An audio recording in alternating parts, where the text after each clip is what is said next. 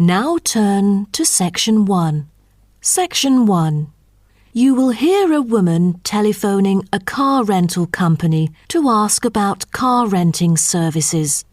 First, you have some time to look at questions 1 to 5.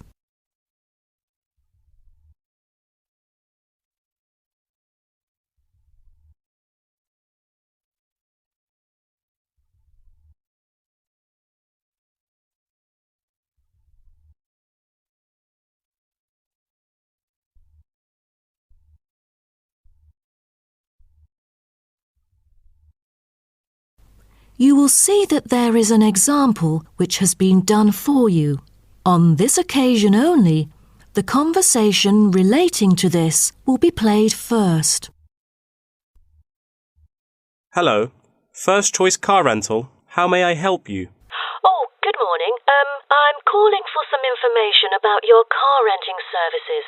I'm an American and I will be going on a family holiday to your city from Ohio next month. The woman says that she is an American, so American has been written in the space. Now we shall begin. You should answer the questions as you listen, because you will not hear the recording a second time. Listen carefully and answer questions 1 to 5. Hello, First Choice Car Rental. How may I help you? Oh, good morning. I'm calling for some information about your car renting services. I'm an American and I will be going on a family holiday to your city from Ohio next month.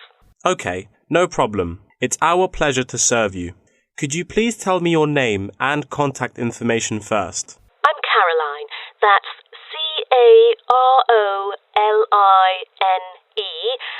And my telephone number is 0419 6570156. Okay, I've got that. And how can I send you our quotation? If you are satisfied with our arrangement, is email alright, or should I send it by post? The latter, please. I'm afraid I'd prefer to read it on paper. That's no problem. I'm considering renting a caravan for a week, but I don't really know the price range for it, since I haven't rented any car through that method before. I think it should be within my budget of $50. You know, we have various caravans at different renting prices, according to the class of vehicle, facilities inside, mileage, etc. I'd recommend the Explorer, taking your budget into consideration, which is of good value and will cost you $39 per day. Is that okay? Of course, that's fine for me. I know the Explorer. That could save me $11 each day. You know, a family holiday will be costly. That van is perfect. I'm glad that you like it. So, do you have any particular requirements about your room in the van? How many beds are there? 1 twin bed. But there are 3 of us. My mum, daughter, and me. So, can we add another bed? No problem. For the facilities, I think a kitchen is the most important. And, of course, the stove. Before you hear the rest of the conversation, you have some time to look at questions 6 to 10.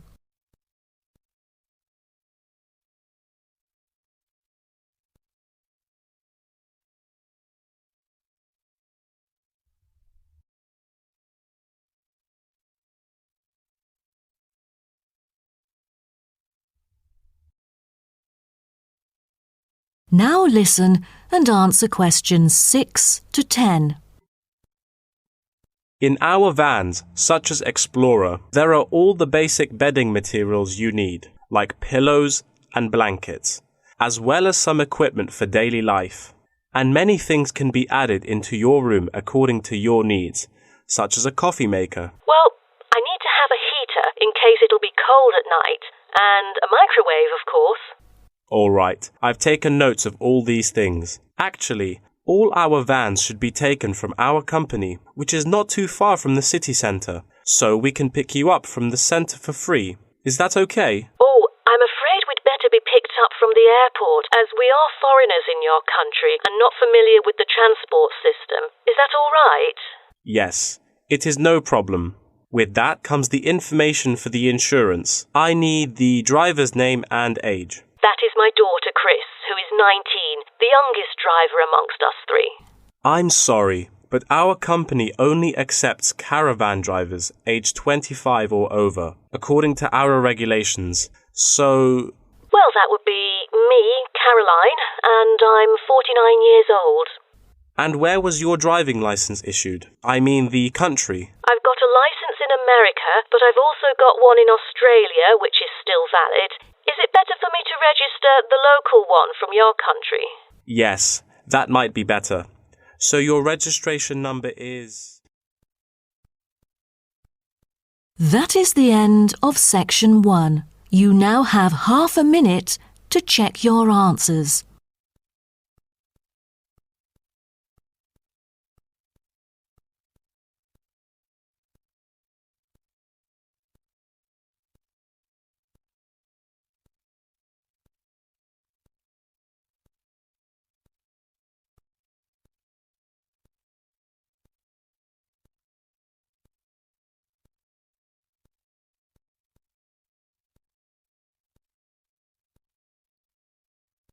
Now turn to Section 2. Section 2.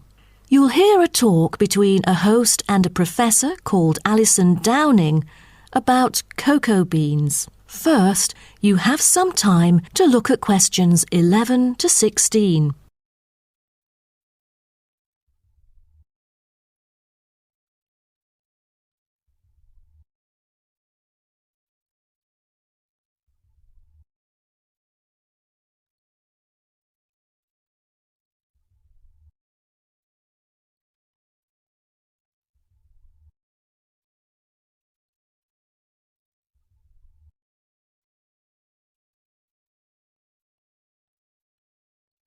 Now listen carefully and answer questions 11 to 16.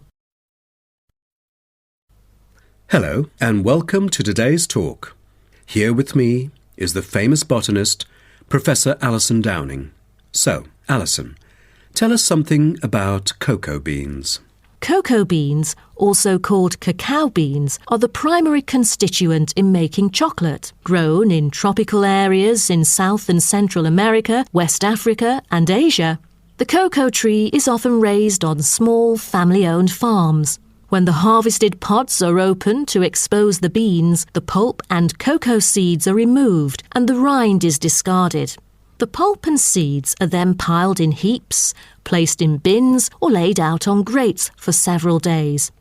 During this time, the seeds and pulp undergo a process called sweating, where the thick pulp liquefies as it ferments. The fermented pulp trickles away, leaving cocoa seeds behind to be collected. This is when the beans are harvested, and then the bags holding them are ready to be transported. But the most important step in processing the cocoa bean is cleaning it. Once the beans are unloaded from the railroad cars, the packages are opened and then weighed by machines. Then the pods are split and the seeds or beans are covered with a sweet white pulp or mucilage. On arrival at the factory, the cocoa beans are sorted and put in a hopper to be cleaned more rigorously. The wet beans are then transported to a facility so they can be fermented and dried. They are fermented for 4 to 7 days and must be mixed every 2 days. They are dried for 5 to 14 days, depending on the climate conditions. The fermented beans are dried by spreading them out over a large surface and constantly raking them. Then the beans are ready to be roasted. Now, roasting takes place at a high temperature, and then the beans are boiled in a heated chamber. During the roasting process, the beans will be expanded and cracked. But prior to this, the beans are trodden and shuffled about using bare human feet. During this process, red clay mixed with water is sprinkled over the beans to obtain a finer colour, polish and protection against moulds during shipment to factories in the United States, the Netherlands, the United Kingdom and other countries. Now, back to what I was saying. After the beans are cracked, they need to be cooled. Then the roasted beans are sealed in pockets. Before you hear the rest of the talk, you have some time to look at questions 17 to 20.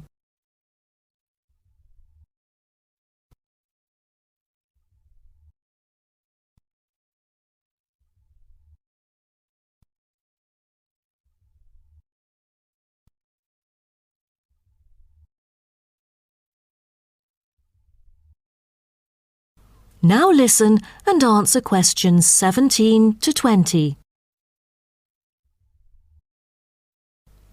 Wow, that is not a simple process, is it?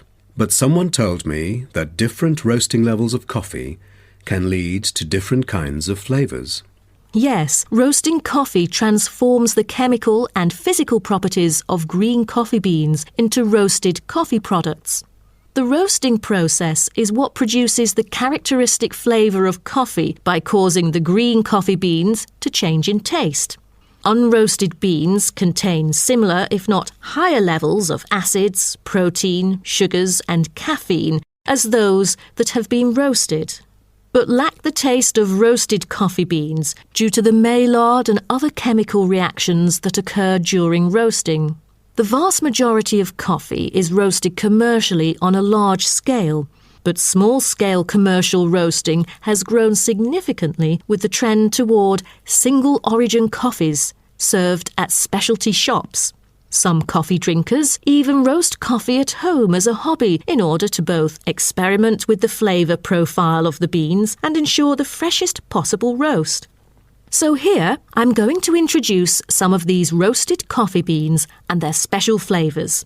Now, the first crack is lighter bodied and has a higher acidity level with no obvious roast flavour and is popular for its special mild taste. This level of roast is ideal for tasting the full original character of the coffee. The green beans are raw, unroasted coffee beans.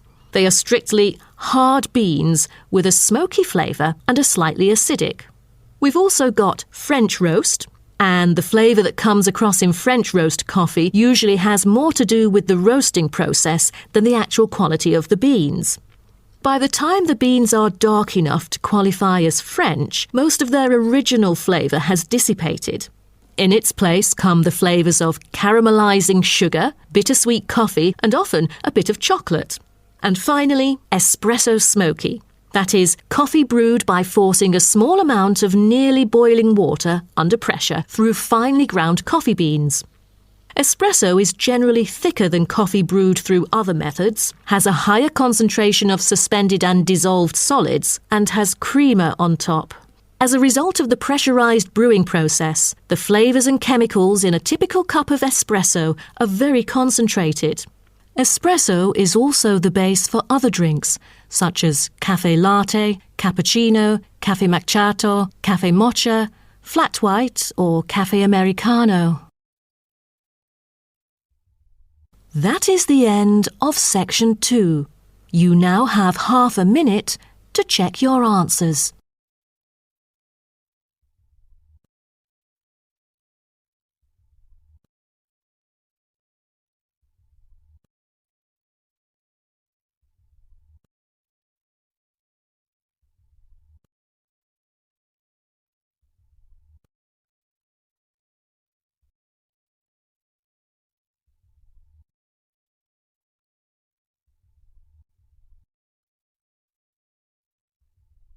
Now turn to Section 3. Section 3. You will hear two students talking about the moa with the lecturer. First, you have some time to look at questions 21 to 26.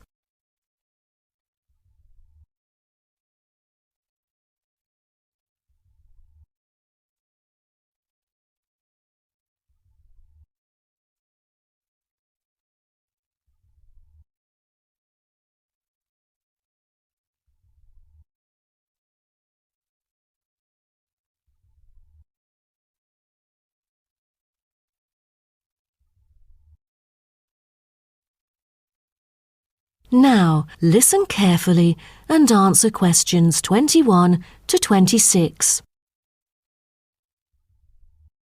Thank you all for coming here today to hear about the moa, a kind of animal which has been extinct for a long time. Well, first of all, we look at what the moa are. The moa are 9 species of flightless birds endemic to New Zealand. They were the dominant herbivores in New Zealand's forest, shrubland and subalpine ecosystems for thousands of years. But around 500 years ago, they all went extinct.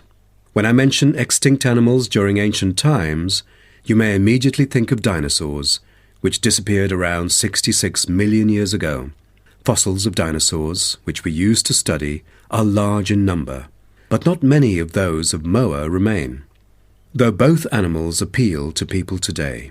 So, the moas sound more mysterious now. But sir, I've got a question about these flightless birds. How can we distinguish them from other birds? That's a good question. Birds are commonly characterized by being warm-blooded, having feathers and wings, usually capable of flight, and laying eggs, while the flightless moa, until their extinction, were the largest birds in the world. Their heads are relatively small in relation to their bodies, and they are the only wingless birds lacking even the vestigial wings and substantial tailbones in their family. That's impressive, but were they born to be like that? I mean, when they were chicks. Yes, absolutely. So let's move on to the chicks. The eggs of moa were laid in nests and incubated for about 2 months. The chicks would be well developed upon hatching, and probably would be able to leave the nests to feed on their own almost immediately. I've heard that the male moa are thought to have incubated the eggs. Is that true? I think there is a possibility for that. I've read somewhere that the sex-specific DNA recovered from the outer surfaces of eggshells suggested that these eggs were likely to have been hatched by the male, but we still need to consult more. But I have a question. There has been some occasional speculation that the moa were still alive, because someone said they had caught sight of them in New Zealand in the late 19th century or even the 20th. Do you think it's possible? I'm not amazed by that, since that kind of thing has been claimed several times. But I find it funny because no reliable evidence of moa tracks has ever been found, and experts still contend that moa survival is extremely unlikely. So what was the reason for the moa's extinction? I wonder if it was global warming or some other factors related to their living environment. Well, before the arrival of human settlers in New Zealand, the moa's only predator was the massive Haas eagle. Then the Maori arrived sometime before CE 1300, and all moa genera were soon driven to extinction by hunting. What a horrible thing. Before you hear the rest of the talk, you have some time to look at questions 27 to 30.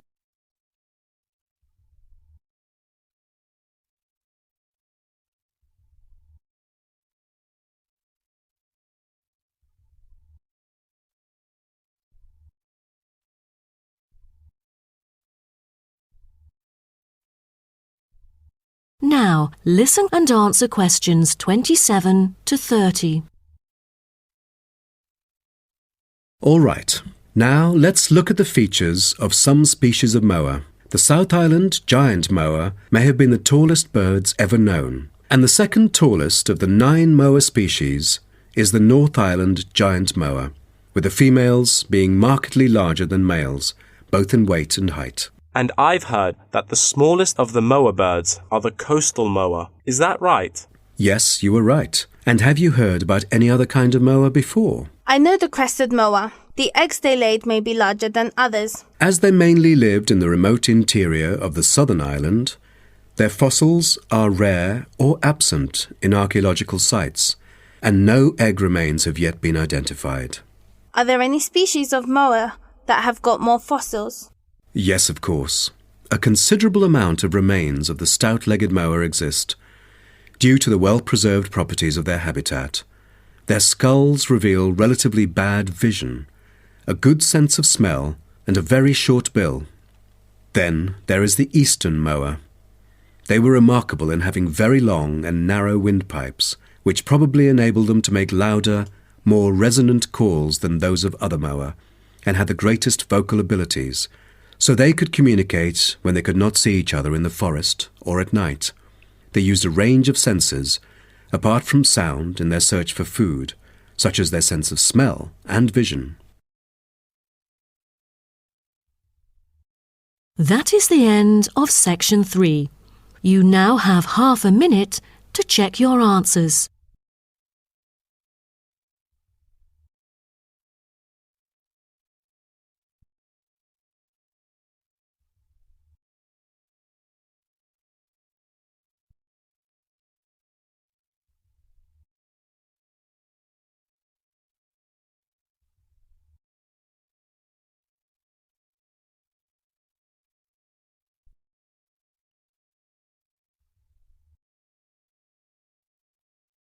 Now turn to section 4. Section 4.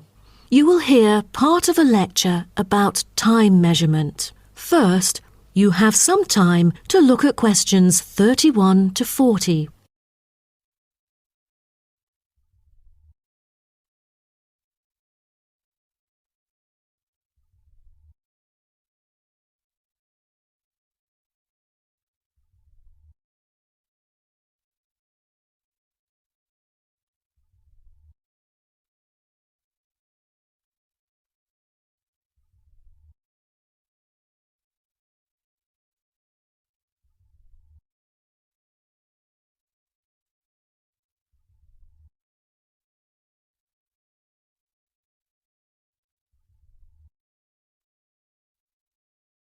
Now, listen carefully and answer questions 31 to 40.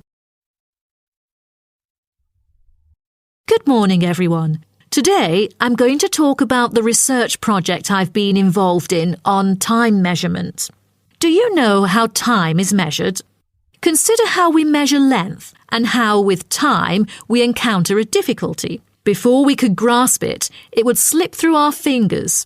In fact, as we can see, we are forced to have the resource to measure something else, the movement of something in space or a set of movements in space. All the methods that have been employed so far really measure time by a motion in space. The measurement of time is no easy matter, a scientific unit only arrived at after much thought and reflection. As the most primitive form of measurement, the sun seems to be natural. Ever since man first noticed the regular movements of the sun and stars, we have wondered about the passage of time. Prehistoric people first recorded time according to the sun's position. To start off, let us take noon, which is when the sun is on the meridian at the highest point of its course across the heavens, and when it casts the shortest shadow. But this measurement, which was regarded as a major one in ancient times, was less important than the natural events that occurred. The earliest natural events that had been recognised were in the heavens, but during the course of the year there were many other events that indicated significant changes in the environment. Seasonal winds and rains, the flooding of rivers, the flowering of trees and plants, and the breeding cycles or migration of animals all led to natural divisions of the year, and the further observation and local customs led to the recognition of the seasons. Years later, precise measurements were invented because the passage of time was extremely important for astronomers and priests who were responsible for determining the exact hour for daily rituals and for important religious festivals. Apart from the connection with religion, accurate time measurement was also related to the government, since they divided the day or the night into different periods in order to regulate work and various events. For thousands of years, devices had been used to measure and keep track of time. The current sexagesimal system of time measurement dates back to approximately 2000 BCE from the Sumerians. It was found that the earliest ancient timekeepers were mainly invented and used in Mesopotamia, where the water clock was introduced from, as well as in North Africa, especially in the area of ancient Egypt.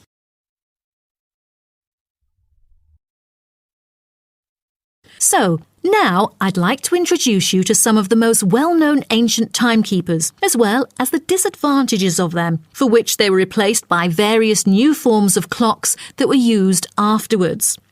A sundial is a device that tells the time of day by the apparent positioning of the sun in the sky. In the narrowest sense of the word, it consists of a flat plate and a gnomon which casts a shadow onto the dial. As the sun appears to move across the sky, the shadow aligns with different hour lines which are marked on the dial to indicate the time of day. However, it was quickly noted that the length of the day varied at different times of the year. Therefore, there could have been a difference between clock time and sundial time. In addition, the sundial was of no use at night, so a water clock was invented. The water clock, or clepsydra, appeared to have been invented around 1500 BCE and was a device which relied on the steady flow of water from or into a container. Measurements could be marked on the container or on a receptacle for the water. It was reliable, but the water flow still depended on the variation of pressure and temperature from the top of water in the container. As the technology of glass blowing developed, from some time in the 14th century, it became possible to make sand glasses. Originally, they were used as a measurement for periods of time like lamps or candles. But as clocks became more accurate, they were calibrated to measure specific periods of time. The drawback, however, as you can imagine, was the limited length of time they could measure. The last timekeeper to be introduced is the fire candle clock. Candle clocks took advantage of a simple concept, the slow and consistent nature of a burning wax candle. By utilising this process, our ancestors were able to keep steady track of the time. The clocks were created by engraving the length of the candle with evenly spaced markings. Each marking represented a single unit of time, and as the wax burned down, each hour would disappear. However, the drafts and the variable quality of the wax mainly influenced the time of burning. Like oil lamps, candles were used to mark the passage of time from one event to another rather than tell the time of day. That is the end of section 4. You now have half a minute to check your answers.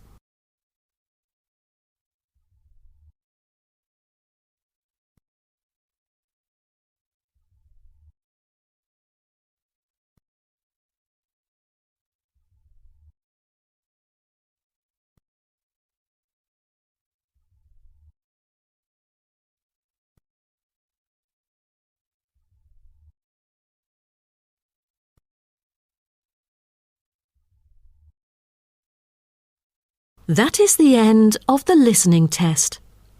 In the IELTS test, you will now have